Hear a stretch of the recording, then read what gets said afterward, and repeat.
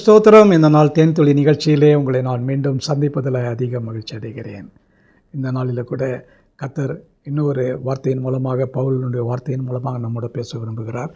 அதை நாம் எப்படி நம்முடைய கிறிஸ்தவ வாழ்க்கையில் இருக்க வேண்டும் என்பதை குறித்து பவுல் தெளிவாக சொல்லியிருக்கிறார். நம்முடைய நிலைமை எப்படி இருக்கிறது, நம்முடைய பொசிஷன் எப்படி இருக்கிறது என்பதை குறித்து அறிந்து நாம் செயல்பட அவர் நமக்கு ஆலோசனை சொல்லுகிறார். 1 கொரிந்தியர் 15ஆம் அதிகாரம் 58வது வசனத்தில் அவர் சொல்லுகிறார், ஆதலால் எனக்கு பிரியமான சகோதரரே, கொரிந்து சபை மக்களே, கர்த்தருக்குள் நீங்கள் படுகிற பிரயாசம் விருதாவாய் இராது என்று அறிந்து நீங்கள் உறுதிப்பட்டவர்களாயும் அசையாதவர்களாயும் எப்பொழுதும் கர்த்தருடைய கிரியையிலே எப்பொழுதும் பெருகவர்களாயும் இருக்க வேண்டுமாய் நான் ஜெபிக்கிறேன் என்று அவர் நமக்கு ஒரு காரியத்தை ஆலோசனையாக சொல்லுகிறார். நீங்கள் எப்போவும் பெருகணும், எப்போவும் உறுதியாக இருக்கணும், அதை குறித்து தான் தெளிவாக சொல்கிறார். இந்த இடத்துல 2 காரியத்தை மிக தெளிவாக சொல்கிறார்.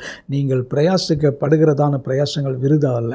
நம்ம எத்தனையோ முயற்சிகள் செய்கிறோம், செயல்பாடுகளில் இருக்கிறோம், நம்முடைய கிரியைகள்லாம் இருக்கிறது, நம்ம பல காரியங்களை ஆண்டவருக்கென்று செய்து கொண்டு வருகிறோம். அப்படிப்பட்ட காரியங்களில் நம்ம சோர்ந்து போகாமல் இருக்கத்தக்கதாக பவுல் நல்ல ஒரு ஆலோசனை சொல்லுகிறார். உங்கள் பிரயாசம் விருதாவாக இராது என்று அறிந்து நீங்கள் உறுதிப்பட்டவர்களாக இருங்க, அசையாதவர்களாக இருங்க, நல்ல ஒரு ஃபேர்ம் அப்படியே இருங்க, உறுதியாக இருங்க. எப்படி ஒரு சிமெண்ட் கலவை உறுதியாக இருக்கிறதோ அதே போல் நீங்கள் உறுதியாக இருக்க வேண்டுமா ஜெபிக்கிறோம். நம்ம அலசரடி படுகிறவர்களாய் காணப்படக்கூடாது. ஏதோ நம்ம ஒரு கிறிஸ்தவ வாழ்க்கையை வாழ்ந்து கொண்டு இருக்கிறோம், நமக்கு ஏதோ தினமும் ஒரு நாளை நம்ம ஓட்டி கொண்டு இருக்கிறோம், வெந்ததை சாப்பிட்றோம், விதி வந்தால் நம்ம சாக போகிறோம் என்று நினைக்காதபடிக்கு நம்ம செய்யக்கூடியதான காரியமெல்லாம் ஆண்டவராய் இயேசு கிறிஸ்துவுக்குள் எப்பொழுதும் உறுதிப்பட்டவர்களாய் காணப்பட வேண்டும்.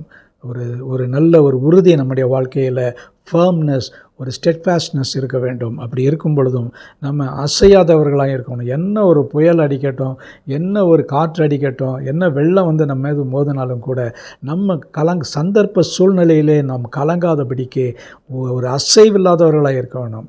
அந்த உறுதியும் அசைவும் நம்முடைய கிறிஸ்தவ வாழ்க்கையில் இருக்குமே என்று சொன்னால் நிச்சயமாக கர்த்தர் நமக்கு ஒரு பெரிய ஆசீர்வாதத்தை வைத்திருக்கிறார். இந்த கிறிஸ்தவ வாழ்க்கையில் நமக்கு பல நெருக்கடிகள் வரலாம், நம்ம சோர்வுகள் வரலாம், நம்முடைய காரியங்கள், நினைக்கிற காரியங்கள் கைகூடாமல் இருக்கலாம். ஆனால் நாம் படுகிறதான பிரயாசங்கள், அப்போஸ்தலனாகிய பவுல் எத்தனையோ பிரயாசங்களை பட்டார். அவருக்கு வராத நெருக்கடிகளெல்லாம் நமக்கு ஒன்றுமே கிடையாது. அவைகள் எல்லாவற்றிலும் அவர் உறுதியாக இருந்தார், அவர் அசையாமல் இருந்தார், அவர் ஸ்திரமாக இருந்தார் என்று பார்க்கிறோம். அப்படிப்பட்ட ஒரு ஸ்திரத்தன்மை நம்முடைய கிறிஸ்தவ வாழ்க்கையில் இருக்க ஆண்டவரை நோக்கி பார்ப்போமா. நல்ல ஆண்டவரே, இந்த வார்த்தைக்காக நன்றி செலுத்துகிறோம். நாங்கள் உறுதியாயும் அசைவில்லாதவர்களாயும் ஸ்திரமாகவும் இருக்க நீர் எங்களுக்கு உதவி செய்ய கிருபை செய்ய வேண்டுமா ஜெபிக்கிறோம். மீட்பர் இயேசுவின் நாமத்தில் ஜெபிக்கிறேன் நல்ல பிதாவே, ஆமேன், ஆமேன். கர்த்தர் உங்களை ஆசீர்வதிப்பாராக. இந்த நாள் ஒரு ஆசீர்வாதமான ஒரு நாளாக உங்களுக்கு அமையட்டும்.